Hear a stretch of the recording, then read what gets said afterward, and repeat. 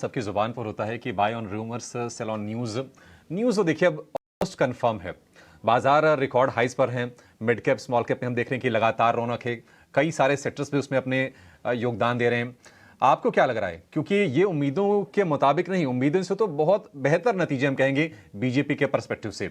बाजार में कैसा माहौल होगा? क्या सेल ऑन न्यूज़ होगा? थोड़ी प्रॉफिट टेकिंग आएगी? मुझे नहीं लगता, क्योंकि आई थिंक जो रिजल्ट्स आए हैं वो थोड़े बेहतर है जो मार्केट्स के एग्जिट पोल बता रहे थे। जैसे मैं ओपनिंग रिमार्क्स में कह रहा था, राजस्थान थोड़ा टाइट था। छत्तीसगढ़ अगर ऐसे ही रुझान रहे और छत्तीसगढ़ अगर आ जाता है तो I think it is a pleasant surprise. और इसलिए जो निकुंज कह रहे थे, जो हम सेमीफाइनल हमेशा मानते हैं स्टेट इलेक्शंस को लेके, अगर ये एब्सोल्यूट मैंडेट आती है तो लोकसभा का एक पाथ क्लियर हो जाता है। ये इसलिए इंपॉर्टेंट है क्योंकि हम जब काफी एफआई से बात करते हैं, a lot of money is waiting on the sidelines. पिछले कई हफ्तों में because of the move that you had seen in dollar yields, जो 10 year bond yields थी मार्केट में, वहां पैसों का फ्लो हमने देखा था। आज भी अगर हम फॉरेक्स रिजर्व देखें 600 बिलियन के आसपास है। पिछले वित्त वर्ष में जो एफडीआई फ्लोज आए थे ये 70 बिलियन के आसपास थे, जहां पे इक्विटी फ्लोज 45 बिलियन के आसपास है। A lot more money is waiting on the sidelines.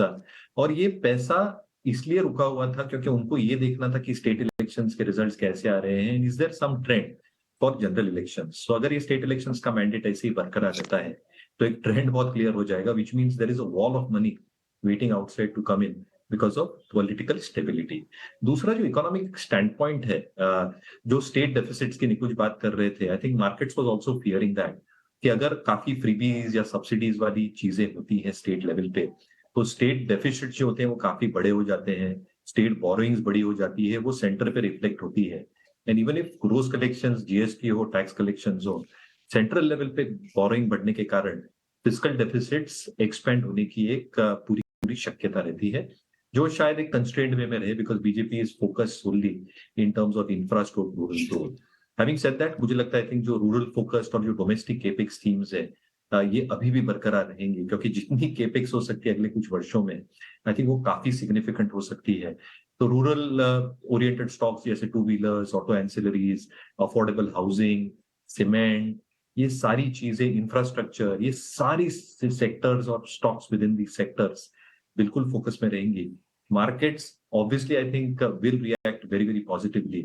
शायद करेक्शन आए because we are at all time high, थोड़े झटके जरूर लग सकते हैं प्रॉफिट बुकिंग के हिसाब से, but I think this mandate will be taken positively. And on most counts जहां पे हम इकोनॉमिक बात करते हैं, India is standing out macros पे और कॉर्पोरेट अर्निंग्स के हिसाब से माइक्रो लेवल पे। तो all these factors are probably working out for India. India is going to be the best placed economy अगले वर्ष के लिए, अगले 4 वर्षों के लिए, अगले दशक के लिए। जो एक्शन है should be taken as a buying. बाजार में तेजी की लहर जारी रहेगी और अगर कोई गिरावट आती है, कोई करेक्शन आता है, तो आपको उसमें तेजी के ही मौके, खरीदारी के मौके तलाशने चाहिए।